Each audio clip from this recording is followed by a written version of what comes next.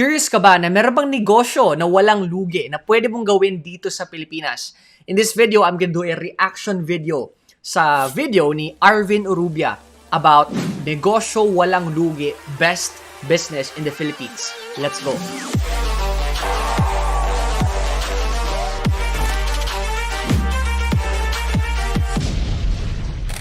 Hello Tycoons, this is Fibo Lim, your internet marketing coach. In this channel, we publish weekly content that will help you grow your business online.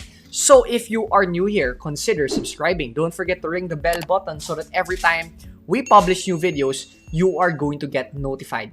Before we begin, I want to invite you to my free masterclass where I share with you how do you acquire prospects, convert these prospects into paying customers, and grow your business online. Go ahead and register to this link, fibolim.com/class, to register for a free seat today.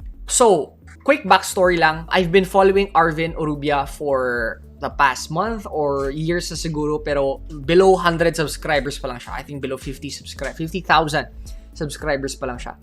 And I would say, I want to compliment you, brother, if you're watching this. Congratulations on growing your channel. And also, I also compliment what you do kasi there are a lot of things as well na marami akong natutunan from you. But in this video, I am going to share my thoughts to your video, which is Negosyo Walang Lugi. Let's go!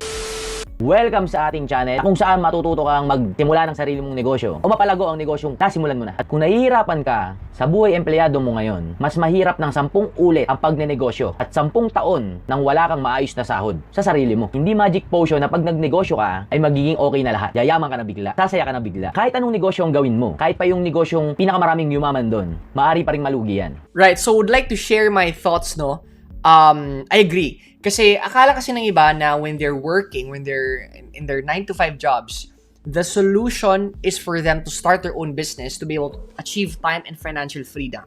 Now, my thoughts are, I believe entrepreneurship and starting a business is a calling. Hindi ibig sabihin na you are maliit lang yung salary mo or hindi ka masaya sa trabaho mo and you want to start your own business. Because being an entrepreneur requires a totally different skill. You need to know how to market and sell and manage and do the accounting and the admin stuff. Kumbaga, all the departments of the business you should be familiar with, okay? And hindi ibig sabihin pag magaling ka sa isang bagay, for example, let's say magaling ka magluto, it doesn't mean na pwede ka na magtayo ng sarili mong restaurant. Because the thing is, cooking is just one part of the entire business. Does that make sense? So the thoughts I want to share as well is that if you start a business and yung mindset mo is I want to achieve time and financial freedom and you want to start a business that's the easiest and the fastest. In short, kumbaga, if yung habol mo is pera, just because you want to exit kung ano yung trabaho mo ngayon, it will just lead you to more problems. And the reason why, because usually naghanap yung tao ng malaking return tapos walang lugi. Tama ba? And now, ang tawag doon is scam. Diba? Malaking returns, walang lugi. Kuno. So yun, I'm just sharing my thoughts para if you want to start a business, make sure, be prepared na you should have that mindset if entrepreneur ka na ba. Okay? And there's a difference between entrepreneurship or you're a business owner versus you're a self-employed. Okay? Or you're self-employed. So it doesn't mean na nagbebenta ka na ng mga kahit ano, business owner ka na. You're still self-employed. Okay? Kaya nalulugi ang isang negosyo dahil ang nagpapatakbo nito o yung entrepreneur na nagsimula nito ay hindi pa sapat o handa or mali ang pananaw sa pagnenegosyo. O madalas, utak empleyado pa rin yung gamit nila kahit nagnenegosyo na sila. Na 180 degrees Right, so that was exactly what I just said. Right? So let's continue. na kabaliktaran ng utak ng isang entrepreneur. Eto, pakinggan mo mabuti. Pakinggan mo. Walang negosyong walang lugi. Meron lang taong kahit nalulugi ay hindi sumusuko sa pinaniniwalaan niya. Whether it's starting a business, siyempre yung mindset natin, hindi tayo gusto malugi, right? First of all, where did we get that mindset? We got that mindset from our family and relatives, diba? Our family and friends. Wherein, uy, wag kang mag-start. And now, if you fail, what happens is you feel down, you feel devalued, yung feeling mo is parang hindi mo na napaproud yung family and relatives mo, right? But the truth is, in business kasi, meron tayong tinatawag na testing, okay? Ibig sabihin, we do not know if it will work until we try. Does that make sense? So, if you notice, KFC, nag-launch sila ng shakers, yung tawag doon. Tapos nag-launch sila ng mga sauce, nag-launch sila iba't ibang meals, the same with McDonald's at Jollibee. Na-notice mo ba na merong flavor last month tapos ngayon tinanggal na, or meron silang bagong flavor ngayon tapos a year after nawala, right? It's because they test the market. They test this food, they test this flavor. If it did not work, okay, even if you liked it, that doesn't mean that the market actually liked it. It doesn't mean it, even if the CEO or the admin liked it, it doesn't mean that the market likes it. In short, what decides if a business is thriving is the market. Okay? And you do not know if a business is thriving if you do not test it out. That means na gumawa ka ng magandang product, your family and friends told you na magandang product yan, and then when you sold it, yung votes niyan is based on how many people bought your product. That is the point nun. That is the number that you look at. Okay? So, that means if you're starting, okay? Sabihin natin nagbabike ka, 'di ba? Pag nagbabike ka, when you start, ano ba? Do you bike straight, walang hindi ka nagkakamali? Most probably in the first try mo, okay? In the first 10 tries mo, bumabagsak ka, right? Nagkakamali ka. And it's the same sa business because business is also a skill, okay? And when you start the business, you are still in the process, especially if you're first time, you're still in the process of developing that skill. And what happens when you develop that skill, syempre nagkakamali ka. You do this, you do that, you do this, you do that. And now what happens is you stop just because other people are telling you that, uy, marami ka nang you started this and that and this. Wala ka bang pupuntahan sa buhay mo? Right? And we have this negative surroundings and mindset telling us na you start a lot of things, you started 10 things and everything failed. Right? Why don't you just get a job?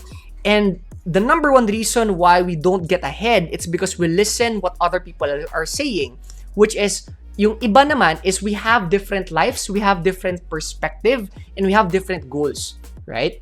So, what you should understand, and that's why we are here, okay? Arvin and me is here to create this content to give you that type of mindset.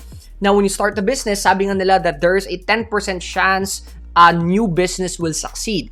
So if this is the chances, then all you have to do is just start 10 businesses, diba?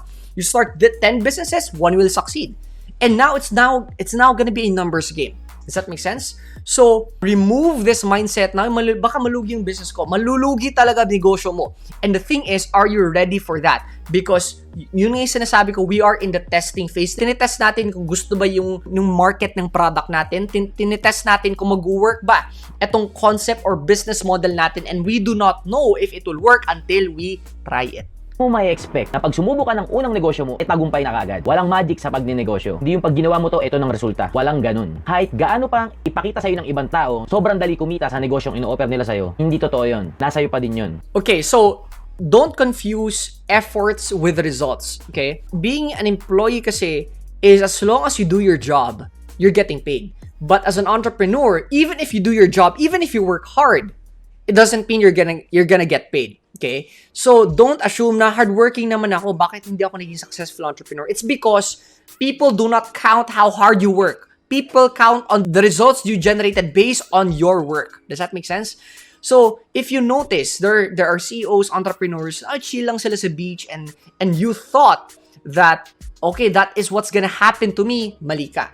The reason why they're like that, it's not because they're working, it's not because they're super chill and that's how they become successful, or they become successful then they become super chill. It's because they focus on the results, not on the efforts. Ibig sabihin, you don't have to work 8 hours a day to accomplish this one task. Because most probably yung 6 hours nun or 80% nun, puro distraction lang. It's possible for you to accomplish this 1, 2, or 3 things in just 1 hour if you just focus on results. Walang masama sa pagiging empleyado. Ay tama lang talagang taong dapat na handa sa pagnenegosyo. Walang siguradong daan sa entrepreneurship. Ang sigurado lang at naniniwala ako, kapag hindi ka tumigil o sumuko sa 10 taon ng pagnenegosyo na kahit walang sahod, sigurado magtatagumpay ka. So ask yourself, kaya mo ba yun? If hindi, kung hindi ka mabubuhay ng 10 taon ng walang sahod, ang tanong, paano mo masosustain yung sarili mo kung gusto mo pa rin talagang magnegosyo? That is one of the reasons why I said na for me, entrepreneurship is a calling. Okay, it's not something na kailangan employee tapos entrepreneur. Because after doing business for a lot of years, experiencing ups and downs, grabbing downs, is sinabi ko talaga sa sarili ko na not everyone is willing to do what I did. It's just that ginagawa ko yung ginagawa ko, hindi kasi gusto ko yumaman. It's because passion ko yung pagiging entrepreneur. It's something that I really like. For me, mafe-feel mo yan na calling mo So, that is honestly the reason why I was able to go through that hardships. Okay? And don't worry kasi yung pagiging calling ng entrepreneur, it doesn't happen naman like overnight.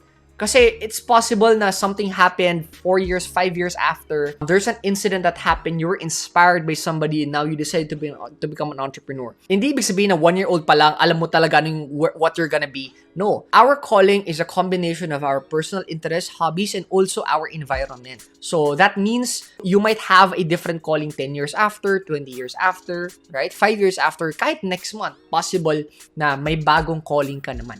Yung malaking perang kinikita ng mga negosyante ay prerequisite lang yun dahil gumawa sila ng sobrang matinding malupit na trabaho nila sa negosyo nila. At extraordinaryong perseverance, pag-iisip, pagtsatsaga, pagtitiis, lahat ng sakripisyong yun. At sa mabang panahon na nagaganon sila nagsasakripisyo, wala silang kinikitang maayos. At biglang isang araw, dahil sa trabahong pinagagawa nila na maganda na nakakatulong sa maraming tao, hindi mapipigilan ng mundo na paulanan sila ng kutakot-takot na pera kasi sobrang good job yung ginawa nila at sobrang sakripisyo nang hindi mabilisan. Would like to add na I agree na the more people that you serve, the more ka mabibless. Ganito kasi nangyayari. If yung negosyo natin is solving the problems of other people, okay, you will have a business because people are willing to pay just to solve their problems. If you notice the big businesses ngayon, the reason why they are there, they're making a lot of money because it's having an impact in our lives. Walang negosyo na sobrang laki tapos walang impact sa buhay ng mga tao. So, instead of thinking, how can I make more money? Think of, how can I serve more people? How can I impact the lives of other people? How can I solve more problems? And this is how you build a long-term and sustainable business. Kasi pwedeng para ka sa pagnenegosyo, pwedeng hindi talaga. Kung susubok ka sa negosyo, wag mong ipupusta lahat. Wag mong isusuga lahat ng ipon mo. Kasi hindi mo pa alam yung sarili mo Ang goal, hindi para kumita agad ng pera. Ang goal is to find yourself. Kung para ka ba talaga sa pagnenegosyo. Okay, so I agree na hindi mo dapat ipusta lahat, right? And would like to add, ito yung personal thoughts ko naman, When I start a business, I want to ask myself, what if I have zero money? Yes, meron akong ipon, pero you use that ipon as your emergency fund na lang. Pagkain mo, pangtulog mo, whatever. Pero in that business, you can invest a little money, pero hindi kasi natin maiwasan to add more. Okay? Kasi we have that habit of just, the easy solution is to put more capital in, right? I learned this from different mentors as well. Sabi nila na start a business with zero capital. For example, if you're starting a brick and mortar, that is where applicable, for example, yung advice ni Arvin, Or you can also start a business na getting investors in. That way, hindi ka naglabas ng pera, right? And also, because the truth is, hindi naman lahat ng negosyo brick and mortar. Ibig sabihin, hindi naman lahat ng negosyo kailangan magtayo ng restaurant or spa or whatever. There are a lot of business, especially sa internet ngayon, na you can make money with zero. Okay, with 0 pesos, you can sell your service, for example. And the reason why I recommend starting a business with zero capital, it is because dun pumapasok yung creativity mo. This is your training ground kung marunong ka ba talaga. Kasi if you start a business, ito yung mistake, okay? They go abroad, they work for 10 years, they save that money and start a business. Why don't you just start a business from day number 1, right? By selling your service. Hindi naman kailangan may pera para mag-start ng business. Kailangan mo lang ng skill. Okay? Kailangan mo lang ng confidence and ng tamang mindset. And kumbaga, you can start a business by selling your service. You can have a partnership and magiging partner ka lang na nagbibigay ng service, hindi pera. So, possible yan. So, there's a lot of ways. So, my recommendation is if you're starting a business and then parang wala ka pa experience, I want you to use your money as your emergency fund. Kasi expect na for the next years, wala kang kikitain.